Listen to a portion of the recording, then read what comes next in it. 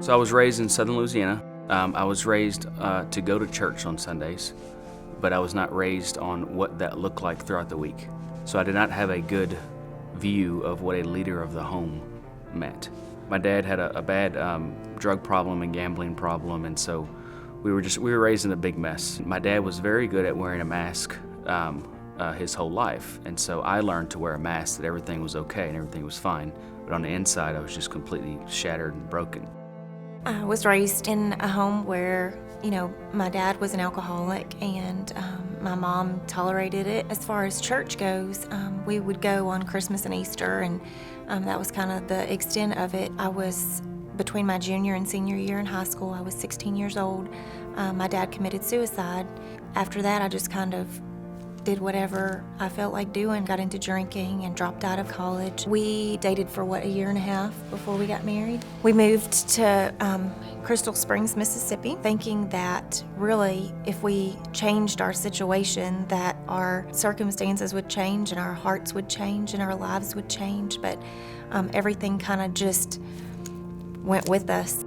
I was struggling with if it was addictions, if it was desires of my heart were totally incorrect. And then the same thing in our marriage, we were looking for something more, but we were looking in the wrong places. She challenged me and said, no, I need you to lead our home spiritually. And I had no example of what that was, of what leading your home spiritually meant.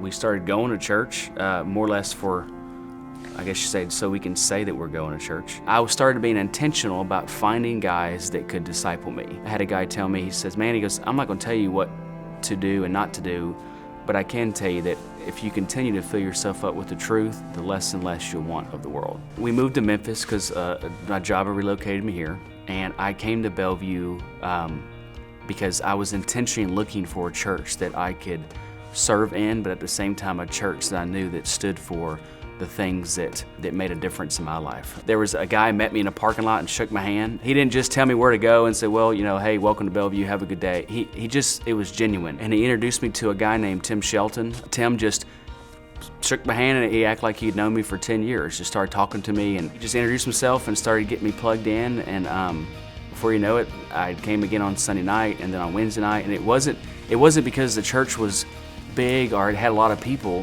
It was because the people that I encountered were intentional about trying to love on guests as they walked into the building. Brandi and I's marriage and relationship has done a complete 180 since we got saved and then since we intentionally found ourselves just relying on Christ daily.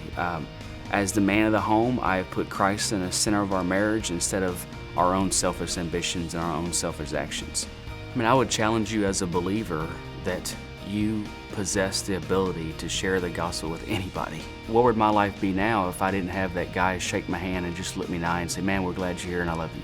I walked into a church one day and I didn't look like a member. We had to be intentional about seeking people out and pursuing them as Christ pursues us.